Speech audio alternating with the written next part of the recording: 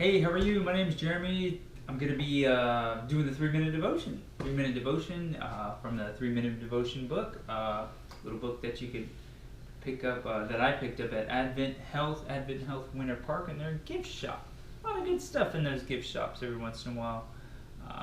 Cool. So the title of this one is Relationship Before Careers. All right.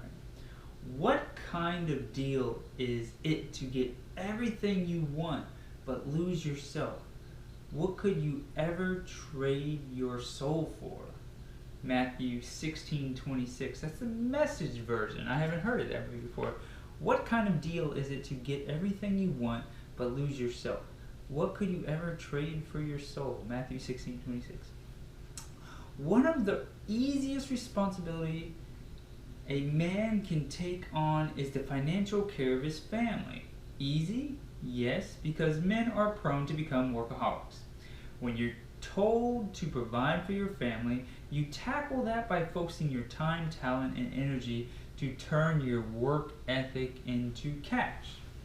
David, Samuel, and Eli were godly men who struggled with giving attention to their kids because work always came before being a dad.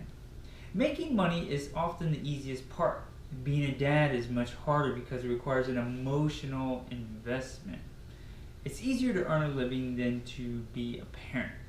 It's easier to work than to listen to your kids' struggles. Because God is your Father, you can learn from Him. He's always accessible, listening and understanding your struggles enough to offer perfect advice. Never sacrifice your family on the altar of personal achievement. It may be possible to have wealth and a close family, but real relationships need to come before all else. Dear Father in heaven, help me not to neglect taking time to bond with my children, nurture them, show them attention, correct them, and laugh with them. If you don't know my history, my testimony I think is probably on my YouTube channel. You can of course like and subscribe and share that, which I never say because I leave that as a person's personal choice, but that is important to share this stuff. But I worked for Publix for 16 years. When I was 21, I got married. People call it a ready-made family. 3 kids. I raised 3 kids. They started from 2, 4, 6 years old, and I am a father, a stepfather. I don't have any kids of my own, but I raised them until they were about 14, 16, 18. I just started pursuing God, and yeah. But before that, as raising the kids and the father through Publix, I had jobs that made it so that I could spend as much time as possible with the kids, because I feel like that was my purpose at that time. Sometimes we go on rescue missions to rescue.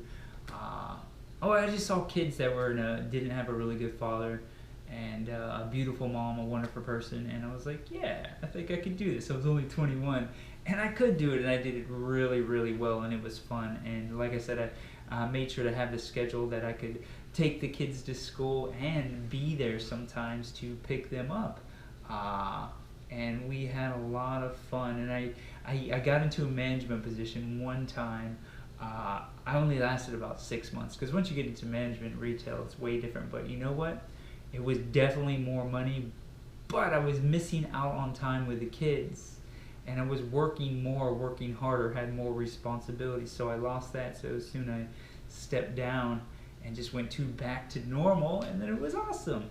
Went even to a more awesome job. I think it went to a Friday, Saturday, Sunday off job, just a Monday through Thursday, and a little bit on Friday, and that left the whole weekend just to go do whatever. So I felt that was my purpose for a lot of that relationship, and I think I did really, really good. And they are still they'll still call me dad, or I am still a stepfather, even though it's been a while now. Time flies by. They grow up. They're doing fine. I have great relationship with them still, but they're at that age where they don't want dads and moms around them. I don't know. It was good. It was awesome. So draw close to your kids. I always say draw close to God, and He'll draw close to you. He'll pursue you. You know, He wants to get to know you.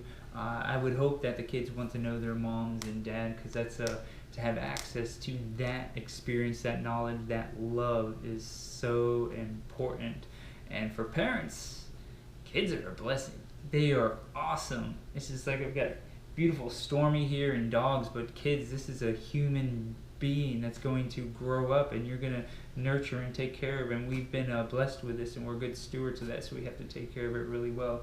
And they will love you back, and it's really good. And you're going to see the fruit from how you raise them.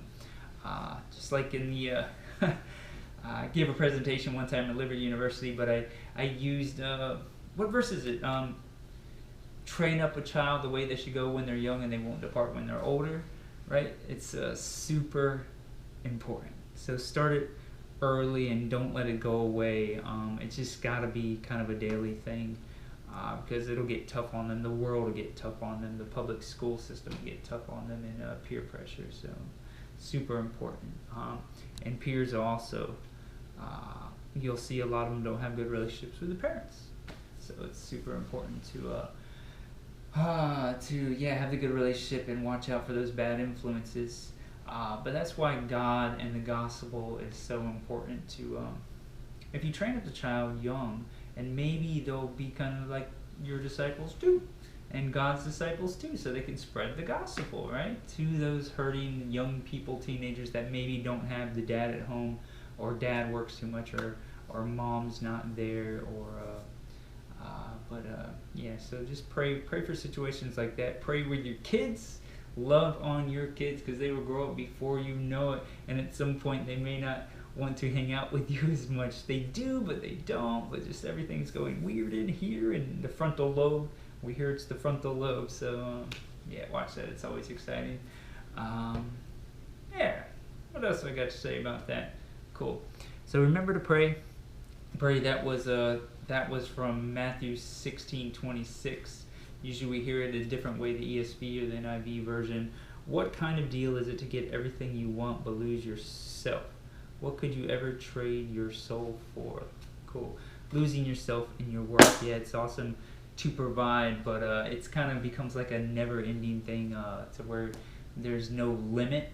And but then kids and family is priceless. What kind of value do you put on that? Kids and family and free time. There's a value to that. I mean, if you wanted to put a monetary value, you could, but it's cool. All right, love you guys. Pray, be in the Word of God. Love you. See ya. Bye. Yeah, you remember that. Train up a way a child should go, and they won't depart when they're old. Yeah, I almost forgot it during that presentation, but I was kind of just nervous. I don't know. Wasn't feeling it that day. Cool. See ya.